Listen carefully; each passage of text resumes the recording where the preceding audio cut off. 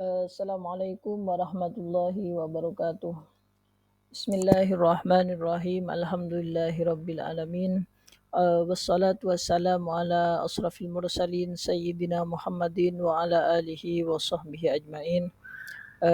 Para pemirsa sekalian, ya saya bersyukur alhamdulillah bahwa pada kali ini saya dapat melakukan suatu presentasi lagi terhadap apa yang sudah saya tulis menjadi suatu makalah ya atau karya tulis, eh, di mana dalam beberapa waktu terakhir ini saya tidak mencoba untuk melakukan presentasi lagi ya.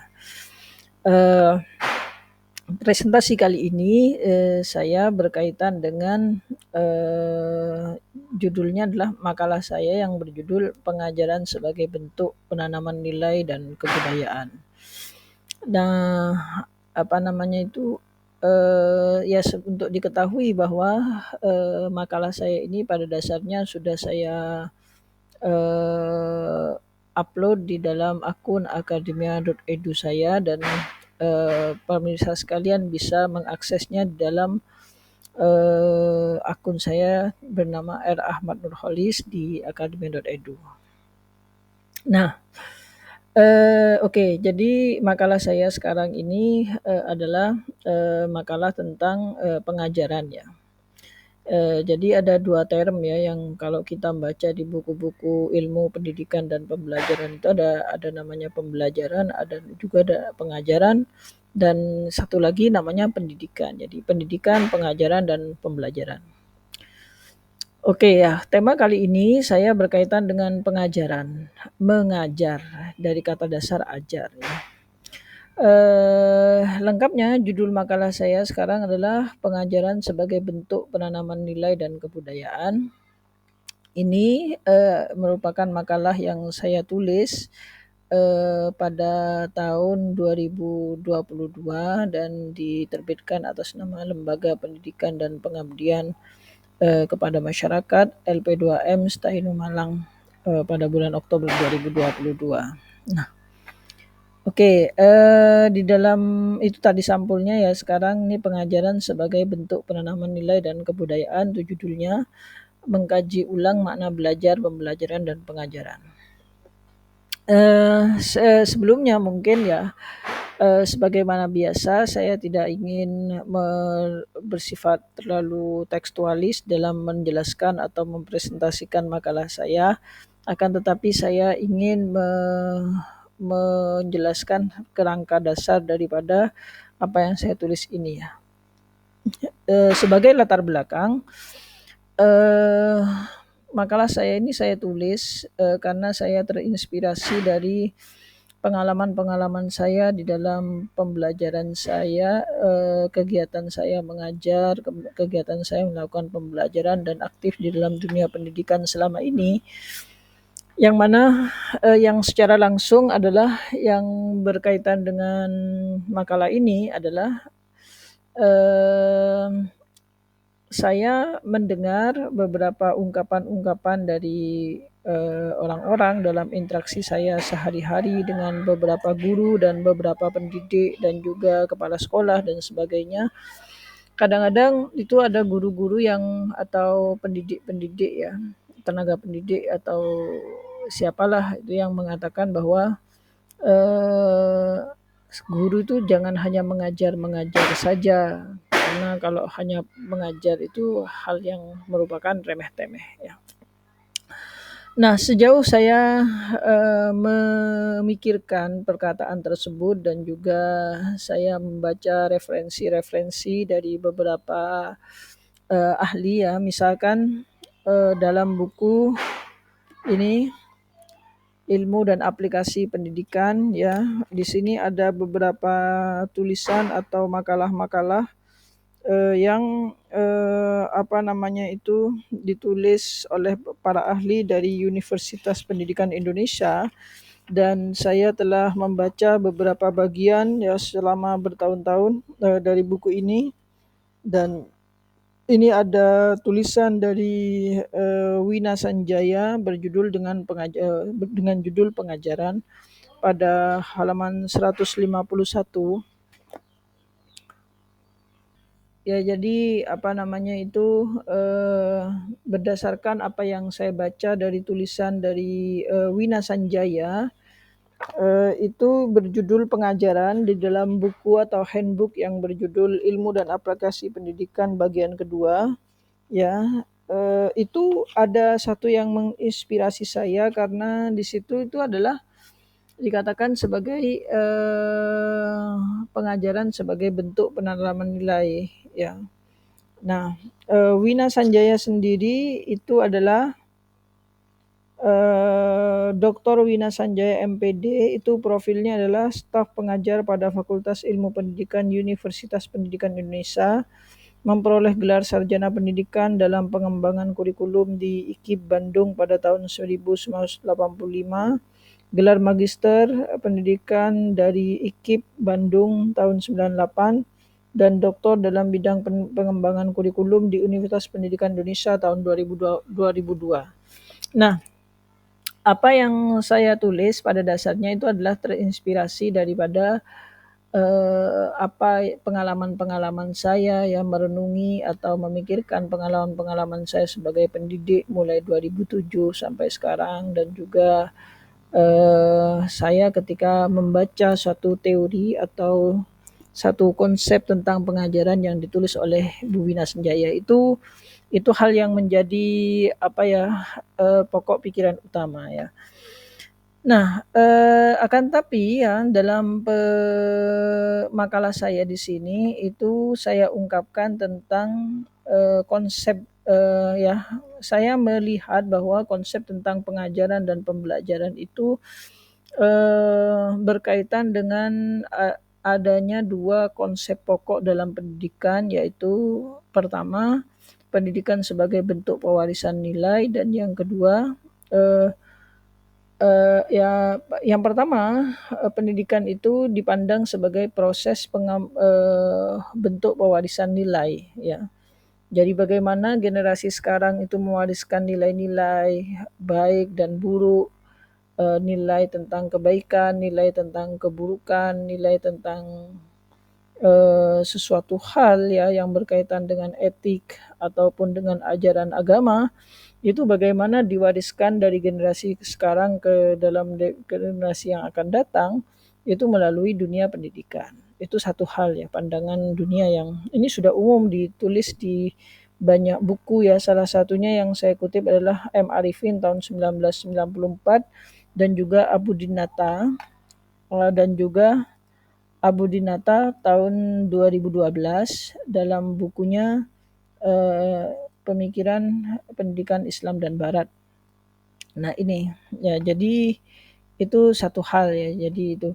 Nah di dalam bukunya M. Arifin itu berjudul Ilmu Pendidikan Islam, itu Arifin mengatakan bahwasanya disebabkan oleh semakin kompleksnya pengetahuan dan kebutuhan manusia, maka dalam perkembangannya manusia merasa perlu mengkonseptualisasikan pengetahuan mereka untuk kemudian diajarkan atau diwariskan kepada generasi berikutnya. Itu menjadi dasar bahwa menjadi dasar bagi konsep tentang atau paradigma pendidikan, bahwa pendidikan itu sebagai bentuk pewarisan nilai dari generasi sekarang ke generasi selanjutnya. Nah, begitu juga di dalam Abu Dinata ya. Abu Dinata justru mengutip dua-duanya ya. Ya, Abu Dinata dalam bukunya Ilmu Pendidikan, Pemikiran Pendidikan Islam dan Barat itu, mengatakan bahwa, pendidikan dari sudut pandang internal kebutuhan peserta didik adalah, upaya menciptakan kondisi dan situasi kondusif, sarana dan prasarana, berbagai media, rangsangan, inspirasi, dan lain sebagainya yang membantu peserta didik dalam mengaktualisasikan berbagai potensi yang dimilikinya itu. Nah, sedangkan dari sudut pandang eksternal, maksudnya internal peserta didik itu membutuhkan pendidikan karena dia merasa bahwa karena pendidik itu butuh untuk mengembangkan potensinya, dan itu hanya bisa dilakukan melalui apa yang disebut sebagai proses pendidikan. Oke, terus yang kedua dari sudut pandang eksternal, masyarakat. Nah, tadi dari sudut pandang internal siswa itu adalah pendidikan adalah untuk menumbuhkan, menumbuhkan, potensi yang ada di dalam dirinya. Tapi dari sudut pandang eksternal masyarakat, pendidikan itu adalah sebagai upaya mewariskan, mengalihkan, menginternalisasikan, mentransmisikan nilai-nilai ajaran, pengetahuan, keterampilan, pengalaman, adat istiadat dan lain sebagainya dari, dari generasi tua kepada generasi muda atau dari orang dewasa kepada orang yang belum dewasa agar terjadi kesinambungan dan keberlangsungan masyarakat berupa keadaan hidup yang tertib, aman, dan damai dan sejahtera. Itu dari bukunya Abdinata. Dari sini kita sudah bisa mengambil kesimpulan ya bahwasanya paradigma pendidikan di dalam konsep pendidikan kita itu ada dua. Satu adalah paradigma pendidikan sebagai pewarisan nilai. Yang kedua itu adalah pendidikan sebagai suatu media atau sarana atau kegiatan untuk menumbuh kembangkan potensi peserta didik. Nah, ini sebenarnya konsep yang sangat filosofis dan sangat filosofis ya, sebagai suatu world view atau sebagai suatu konsep pendidikan yang mula-mula. Nah, tapi sebagai tambahan dulu bahwasanya misalkan kalau saya mengatakan bahwa pendidikan itu sebagai pewarisan nilai, paradigma yang pertama itu bisa kita temukan dalam bukunya M. Arifin tahun 1994. Akan tapi kalau paradigma yang kedua yang mengatakan bahwa pendidikan itu adalah sebagai sarana untuk menumbuh kembangkan potensi peserta didik untuk menuju kedewasaannya, itu kita bisa temukan misalkan dalam bukunya Ngalim Purwanto yang berjudul Ilmu Pendidikan Teoritis dan Praktis yang saya memiliki. Bukunya itu diterbitkan tahun 1997 ya. Ada saya punya itu. Nah, oke.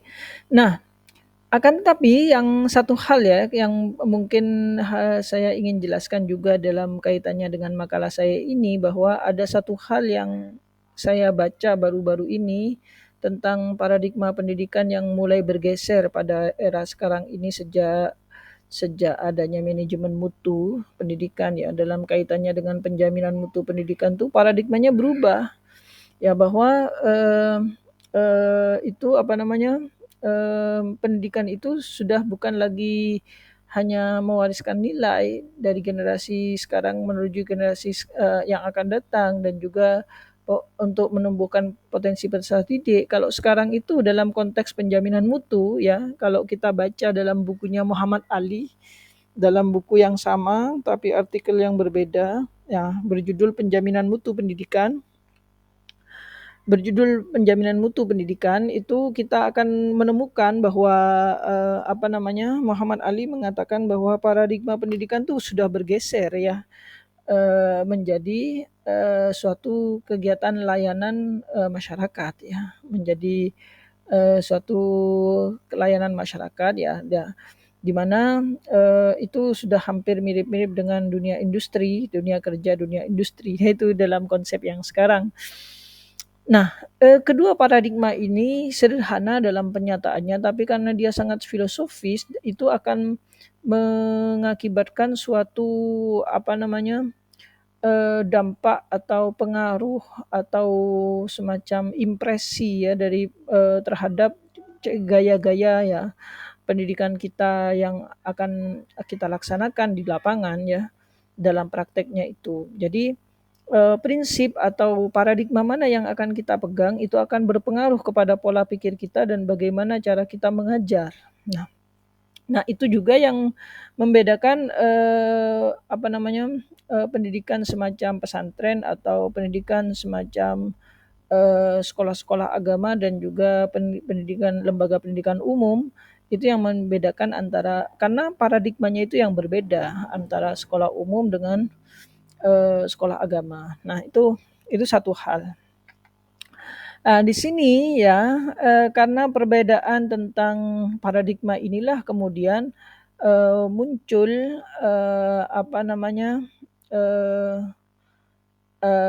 suatu istilah pelajaran dan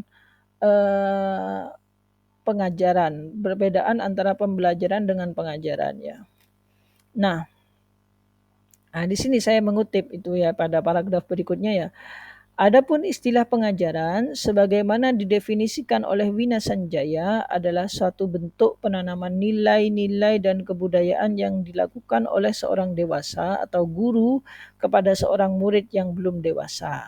Nah, atau murid ya, kepada seorang yang belum dewasa atau murid. Ini saya merujuk kepada eh, bukunya kepada tulisan Wina Sanjaya berjudul Pengajaran dalam Muhammad Ali et al.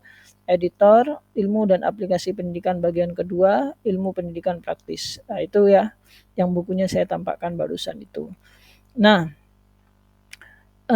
oke ya. Nah, di samping itu, maka dari sini saya mengambil kesimpulan bahwa di dalam hal ini maka istilah pengajaran ini pada dasarnya adalah suatu cara saja yang tujuannya adalah mewariskan nilai dan kebudayaan. Nah, kita juga melihat di sini bahwa terdapat suatu koherensi antara pendidikan sebagai suatu bentuk pewarisan nilai di satu sisi dan pengajaran sebagai suatu bentuk pendidikan penanaman nilai di sisi lain. Jadi di sini sebenarnya dapat dikatakan bahwa konsep tentang pengajaran itu datang dari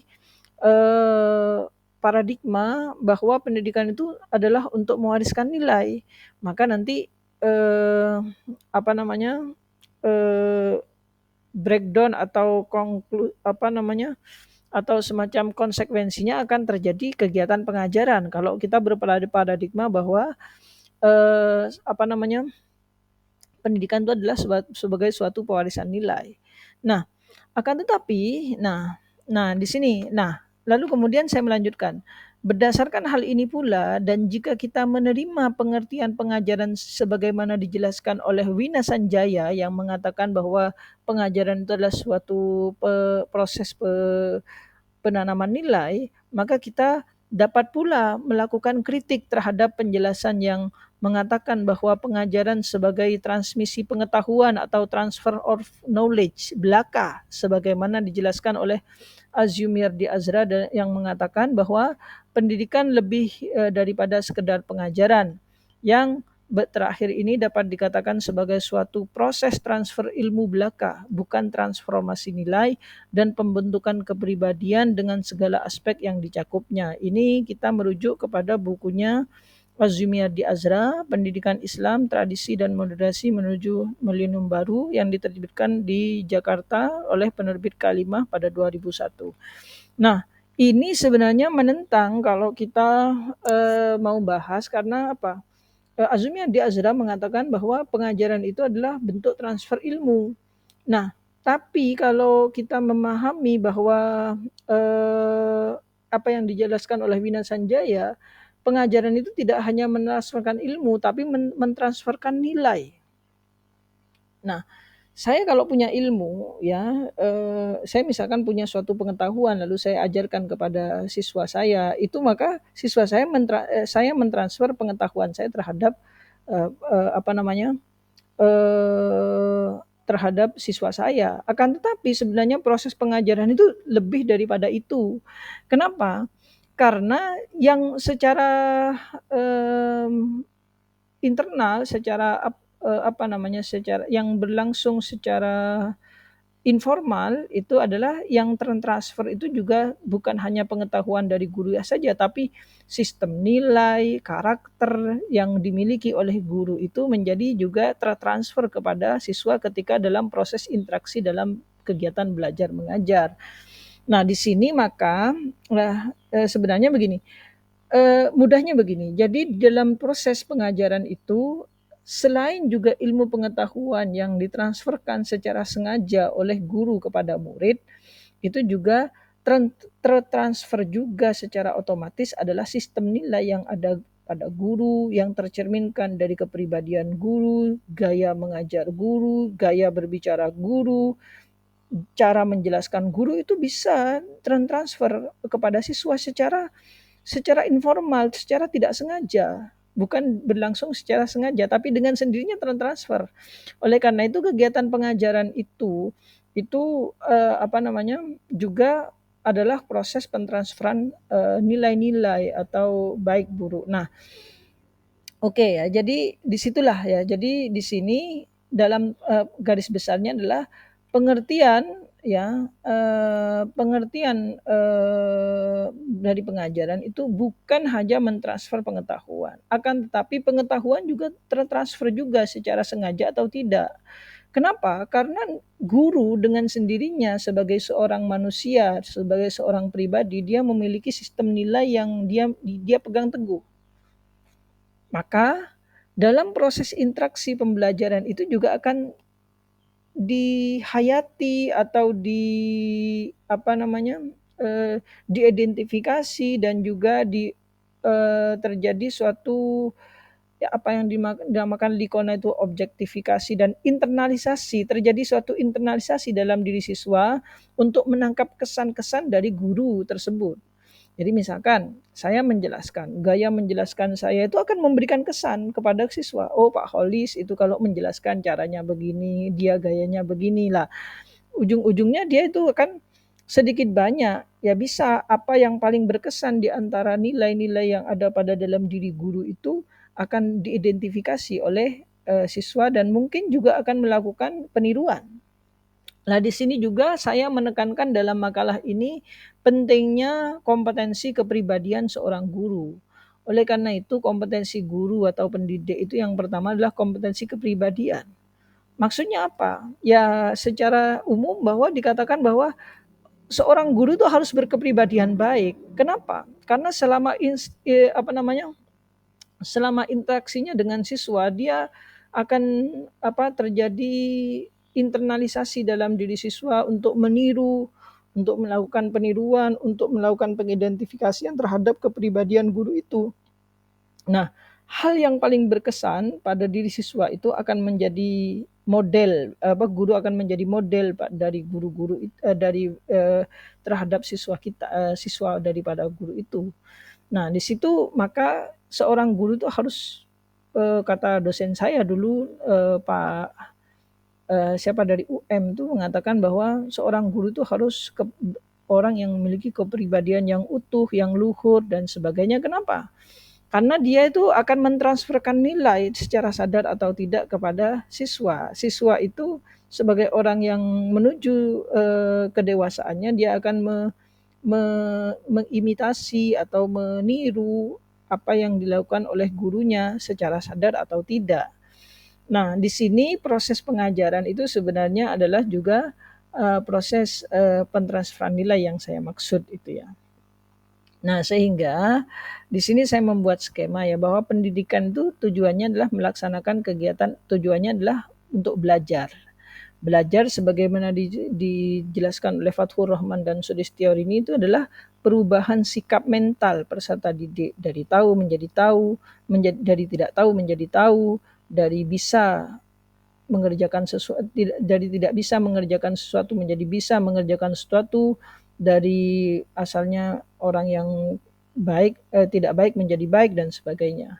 Nah, di sini bentuk usahanya bisa dilakukan dengan dua hal, bisa dengan pengajaran, bisa dengan pembelajaran. Nah, orientasi dari pembelajaran itu adalah usaha untuk penumbuhan potensi dan orientasi dari pengajaran adalah usaha untuk mewariskan nilai dan kebudayaan.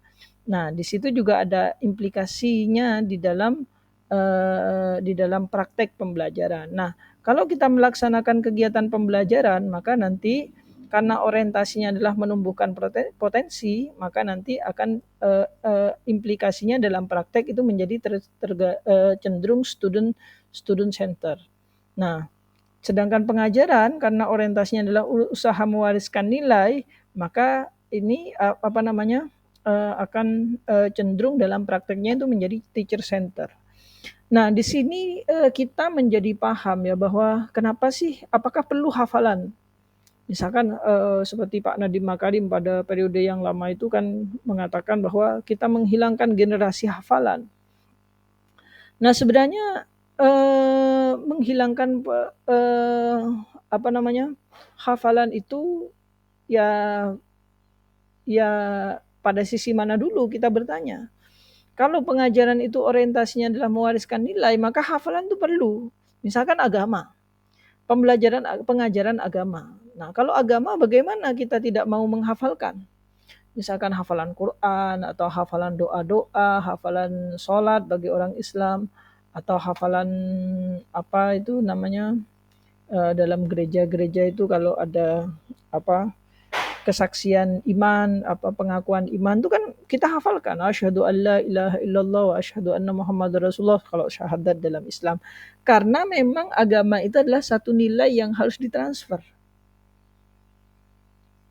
Melatih tari misalkan, itu kan karena ada satu kebudayaan tradisi yang harus ditransfer ke generasi berikutnya, sehingga di situ sebenarnya pengajaran itu tidak boleh menghilangkan hafalan.